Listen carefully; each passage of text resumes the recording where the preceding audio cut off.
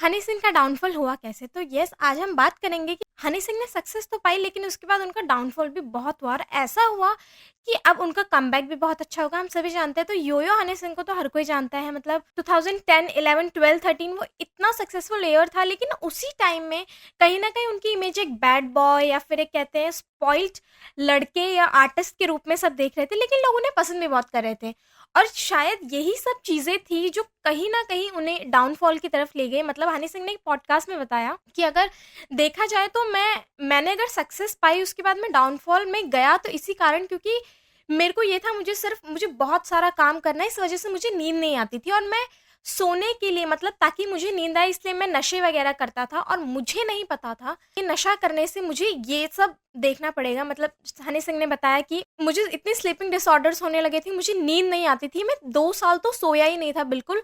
तो नींद लाने की वज़ह से अपने माइंड को एकदम जिसे कहते हैं ना आराम देने के लिए उन्होंने नशा करना शुरू करा था, उन्होंने वीड वग़ैरह लेनी शुरू कर दी थी, जिस चीज़ ने उनके लाइफ़ में बहुत ज़्यादा प्रॉब्लम्स आई, उसकी वज़ह से उनकी हेल्थ पे बहुत ज़्यादा प्रभाव पड़ा और उन्होंने अपने सारे शोज़ अपने सारे एल्बम्स, शूट्स सब चीज़ें कैंसल कर दी और वो 3 साल के लिए मतलब देखा जाए तो उनको 8-10 साल लग गए उस चीज़ से बाहर आने में। उसके बाद उन्होंने बताया कि जब मैं सक्सेस था मतलब मुझे बहुत ज़्यादा सक्सेस जब मिल रही थी, यानी कि 2013 की वो बात बता रहे थे कि उसी टाइम उनका कहीं न कहीं गॉड से बिलीव हट गया था। वो ऐसा सोच रहे थे कि ये सब कुछ जो भी मुझे मिला ये भगवान की वजह से नहीं, मतलब ये सब मैंने ही किया है, खुद क्रिएट करा है और इसमें भगवान का कोई हाथ नहीं है।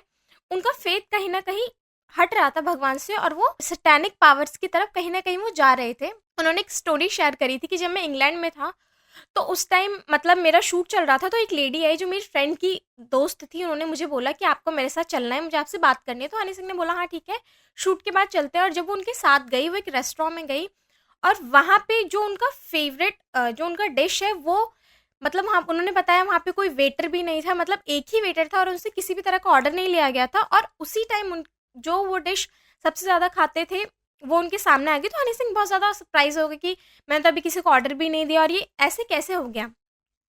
और मैं सोचने लगा कि यार ये तो वही चीज़ है जो मैं खाता हूँ, मुझे बहुत पसंद है। तो उस लेडी ने जो मेरे सामने बैठी थी उसने बोला, "ये तो कुछ भी नहीं है।" तो वो समझ नहीं पाए। उसके बाद बोला फिर उस लेडी ने बोला, "अब मैं आपको एक जगह लेके चलूँगी।" तो वो बहुत सीक्रेट सी जगह थी।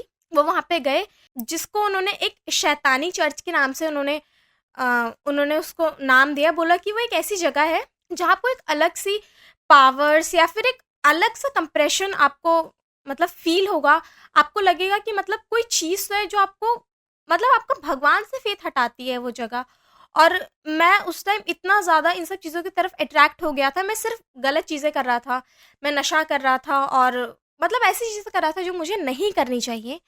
और उसके बाद ही मुझे ऐसे रियलाइज़ हुआ कि कहीं न कहीं मैं गलत चीज़ों की तरफ अट्रैक्ट हो रहा और ये चीज़ें कहीं न कहीं मुझे डाउनफॉल की तरफ लेकर गई। और भी उन्होंने बहुत सारी बातें शेयर करी, अगर आप इनको जानना चाहते हैं तो मेरे चैनल पर बने रहें।